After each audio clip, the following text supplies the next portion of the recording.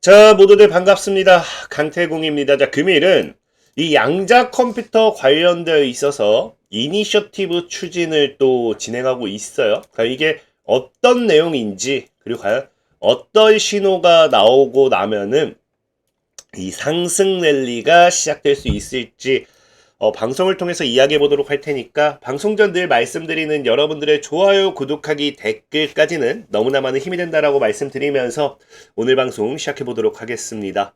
자, 일단은 오늘은 다들 그래도 좀 기분은 괜찮을 거예요. 전체적인 양자 컴퓨터 섹터들이 다 같이 올라가 줬습니다. 뭐 어느 하나 빠지고 간 게 없기 때문에 흐름 자체만 보면은 굉장히 양호한 흐름이지 않나 좀 생각을 해보고 있고, 또 지금 현재 시장에서 이 양자 컴퓨터의 이 상승이 굉장히 중요한 이유가 뭐냐고 하면은 어제 뭐 뉴욕 증시가 상승했다, 그래서 양자 컴퓨터도 올랐다 라고 할 수도 있지만, 실질적으로 어제 시장의 지도를 본다라고 하면은 우리가 흔히 잘 아는 빅테크 테크놀로지 기업들이라든지 이런 메타 뭐 대다수의 기업들이 지금 하방으로 많이 빠졌어요.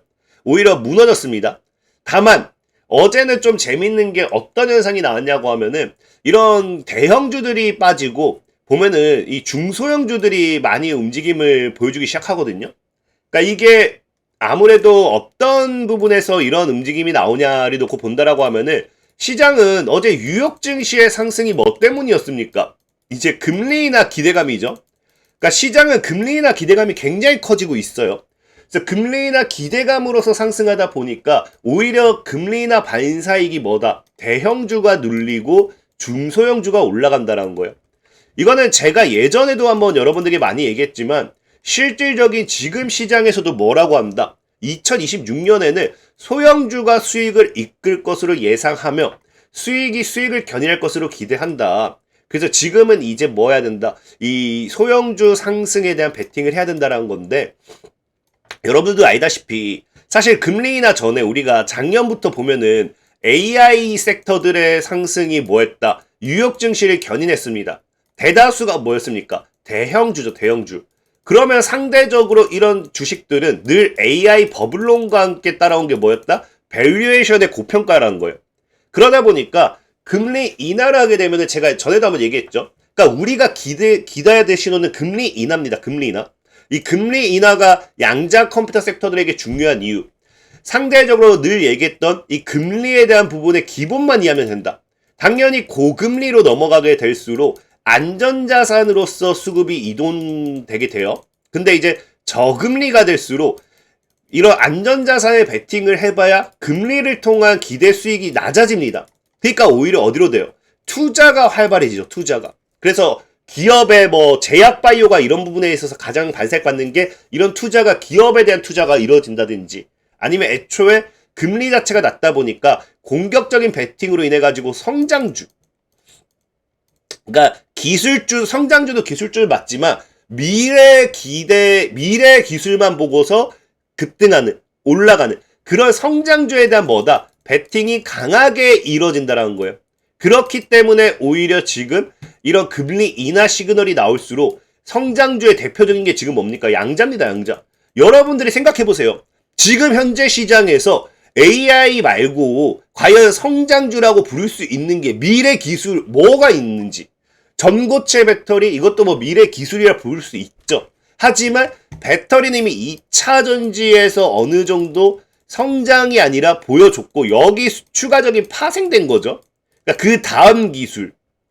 그러니까 한마디로 이제 그 다음 업그레이드 버전. 우리가 엔비디아로 치면은 이제 블랙엘에서 루비 뭐 이렇게 쭉쭉쭉 넘어가는 그런 느낌이라 봐야겠죠. 그래서 이런 그 미래 추가적인 성장주는 아무리 눈 씻고 찾아봐도 저는 양자밖에 없다라고 생각해요. 그래서 금리 인하가 나오면 나올수록 양자 섹터에 대한 투자는 더 가파라질 거다라고 보고 있는 거고요. 특히나 지금 이제 어제 또 나온 뉴스를 보면은 어떤 뉴스까지 나오느냐. 이제 시장은 하이페리온의 소렌센이라는 사람이 말하는데, 이제는 양자 컴퓨터를 준비해야 된다는 거예요. 이 인물이 여러분들 뭐 누군지 모를 수도 있어요. 모를 수도 있는데, 하이페리온이라는 곳에 이제 부사장입니다, 소레센이. 그래서 이 분야에서 소레센이라는 인물이 굉장히 유명한 게, 실질적으로 미국이라든지 유럽 이런 정부의 양자 인프라 전략 보고서도 누구를 참고한다? 이 소레센의 데이터를 참고해서 이런 걸 보고서를 작성할 만큼 굉장히 이 업계에서는 가장 유명한 사람을 뽑으라고 하면은 뽑히는 그러니까 분석가 중 하나라고 보시면 좋아요. 그래서 이 소레센이라는 사람이 이 수석 애널리스트 밥 소레센이 뭐라고 얘기하느냐? 지난 수년간 뭐 양자 컴퓨터에 대한 이런 조언 추적하면서 얘기했지만 이제는 뭐다? 그전에는 얘기 못했지만 이제는 양자 컴퓨팅을 통해 투자해서 긍정적인 수익을 얻을 가능성은 그 어느 때보다 현실적이다. 그전에는 이런 기업의 실적이라든지 이런 것들 아니면 기업의 전망 이런 거 봤을 때는 양자 컴퓨터를 통한 투자 수익은 어려울 수 있다라고 생각했지만 이제는 뭐라고요? 이 사람이 그전에는 양자 관련된 보고서만 썼다라고 하면은 이제는 직접적으로 투자해도 괜찮을 시기다라고까지 얘기하는 거예요. 그러니까 굉장히 큰 변화라는 거겠죠.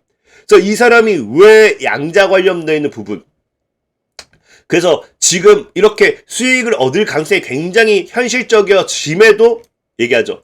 사기 싫으면 사라고는 권하지 않겠다. 근데 현실적으로 니네가 생각해봐라. 양자에 대한 내면을 들여다보고 과연 양자에 대한 미래가 가치가 없을지는 생각을 해보라 할 만큼 그만큼 미래에 대한 이야기를 하는 거고 그래서 지금 이 소렌센이라는 사람이 왜 지금에서야 또 이제 사야 되느냐를 이야기한다고 하면은 이 사람이 과거에 양자 관련된 이 사람의 그러니까 이게 아까 얘기했죠. 하이페리온의 리서치 자료입니다. 그래서 양자 컴퓨터 관련된 시장 규모 전망치를 계속해서 내놨어요. 그러니까 보면 2019년도 전망, 2021년도 예측이죠. 그래서 예측을 했어요.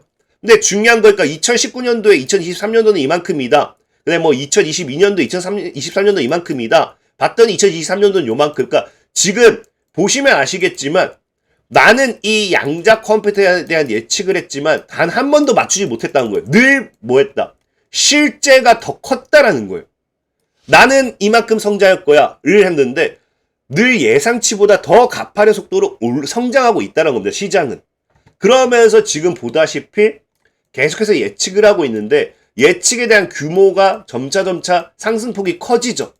커지면서 이건 역시도 뭐다? 내가 그냥 보수적으로 그냥 예측한 거지 실질적으로 이런 흐름을 봤을 때는 당시에도 예측해서 단 한 번도 맞춘 적이 없고 늘 이런 추세로서 예측 대비해서 더 많은 상승률을 보여줬기 때문에 더 상승할 거다라는 거예요. 그래서 이게 왜 그러느냐에 대한 부분은 이제 양자 컴퓨터는 뭐다? 실제로 자리 잡고 있다. 이미 퀀텀 컴퓨팅 같은 경우, 양자 컴퓨팅 같은 경우는 연구소라든지 기업에 판매되고 설치되고 있고 D-Wave 시스템만 본다 하더라도 이미 매출이 증가했다. 그래서 2,300만 달러 매출을 기록하면서 120% 매출 증가했고 그 다음에 뭐 일본 국립산업과학기술연구소와 함께 큐에라 컴퓨팅으로부터 시스템을 구매했고 막 점차 양자 컴퓨터에 대한 실적, 매출 이런 것들이 나오기 시작한다는 거예요. 그래서 과거에 모두가 컴퓨팅의 이점을 보고 있기 때문에 과거에 3, 4년 전만 해도 아무도 고성능 슈퍼컴퓨터를 원한다고 말하지 않았다라고요. 아무도 나는 머신러닝을 원한다고 말하지 않았고 아무도 빅데이터를 원한다고 말하지 않았지만 이제는 뭐한다? 이제는 원한다라는 거예요. 이제는 이 기술이 필요하고 원한다라는 거예요. 시장은 원하고 있기 때문에 이거는 더 성장할 거다라는 겁니다. 그런 부분에서 이미 지금 양자 컴퓨터에 대한 투자를 해야 된다는 얘기도 나오고 있는 거고 그리고 제일 중요한 이제 제가 아까 썸네에서 얘기했지만 양자 이니셔티브를 얘기했잖아요. 사실 이게 우리가 기다리던 국가 차원의 이니셔티브는 아니에요. 양자 행정명령 이니셔티브가 국가 차원은 아직 안 나왔어요. 근데 12월 중에 나올까 생각하는데 아직은 안 나왔습니다. 근데 누가 나오느냐? 플로리다가 먼저 나온 거예요. 정부가 먼저 발표하기 전에 플로리다가 먼저 발표했습니다. 새로운 주차원 이니셔티브로 양자기술로 도약 추진한다고 하면서 나오죠. 그래서 제네시스 미션을 발표한 지 불과 일주일 만에 그러니까 제네시스 미션보다도 오히려 양자에 대한 부분을 더 강조하면서 이런 뭐 한다. 우리는 기술 허브로 자리 잡겠다라는 거거든요. 근데 이게 사실은 국가 차원의 발표는 아니지만 이거 자체로도 굉장히 의미 있습니다. 왜? 주차원으로 지원한다는 것 자체도 긍정적이에요. 근데 중요한 건 이런 제네시스 미션이라든지 아까 앞서 발표했던 것처럼 시장에서 양자에 대한 중요도를 인지하기 시작해요. 그리고 이제 뭐 정부 차원에서 뭐 얘기했던 국가 양자 행정명령 이런 것들이 나올 수도 있는 거고 그러면 어쨌든 이 플로리다 같은 경우 이미 허브로서 도약을 추진하고 있는 거고 다른 주들 같은 경우도 이런 양자 컴퓨터에 대한 이 시장의 흐름 속에서 또 여기에서 이니셔티브를 추진할 확률이 굉장히 높다라는 거예요. 그럼 이런 것들이 주 차원의 경쟁으로 이어지게 된다고 하면은 양자 시장에는 엄청난 호재가 됩니다. 엄청난 호재. 당연히 투자가 엄청나게 들어올 수밖에 없고 국가 차원에서도 이미 주들이 하는 걸 본다라고 하면은 더 공격적으로 더 확대시킬 수도 있고 제일 중요한 거는 이런 실제 주 단위 경쟁이 해당 기술 산업을 굉장히 폭발적으로 성장시키는 경우가 많아요. 우리가 대표적인 사례가 실리콘밸리라고 하잖아요. 그런 것처럼 이런 플로리다와 함께 이런 주 차원의 경쟁, 이런 것들이 앞으로의 기술 산업, 양자 컴퓨터라는 기술 산업에 있어서 엄청난 폭발적인 성장성을 가져갈 수도 있다. 특히나 이게 지금 플로리다만 하는 게 아니라 과거에도 보면요. 미국 주단이 이미 더 투자하겠다라고 계획을 발표했어요. 이게 계획을 발표했기 때문에 그 이니셔티브 추진은 아니에요. 근데 이거를 이제 시행하는 순간 또 추진을 넘어가면서 이미 주 단위의 경쟁이 넘어가겠죠. 그래서 이미 뉴욕에서도 투자하겠다. 아니면 어디, 그 다음에 일리노이, 메릴랜드 등 지금 양자에 대한 이런 투자 계획은 계속해서 발표가 됐기 때문에 향후 플로리다와의 이런 흐름을 보면서 오히려 계획이었던 게 추진으로 공격적으로 빠르게 시행이 된다라고 하면은 이런 것들이 양자 컴퓨터의 모멘텀이 될 수밖에 없겠죠. 그래서 금리 인하 신호와 함께 이런 것들이 맞물린다고 하면은 양자 컴퓨터 섹터가 정말 크게 상승하기에는 어렵지 않을 거다 말씀드리면서 오늘 방송 마무리하도록 하겠고요. 자, 그리고 늘 말씀드리는 내가 이 매매하는 데 있어서 주식시장에 있어서 좀 이런 증시 분석 이런 것들 힘들다 하시는 분들 제가 영상 하단에 댓글을 남겨놓는다 했죠. 그래서 지금 뭐 미국 주식도 한번 테스트를 살살 해보고 있고 26년도에 또 무료로 어느 정도는 리딩을 진행해 보려고 해요. 그래서 장 전에 오늘 같은 경우도 보면은 제가 장 전에 이렇게 다 올려드리고 있습니다. 다 올려드리고 있기 때문에 필요하신 분들은 영상 하단 링크를 클릭해서 확인해 보시면 될 것 같다 좀 말씀드리면서 오늘 방송 마무리하도록 하겠습니다. 자, 모두들 안녕.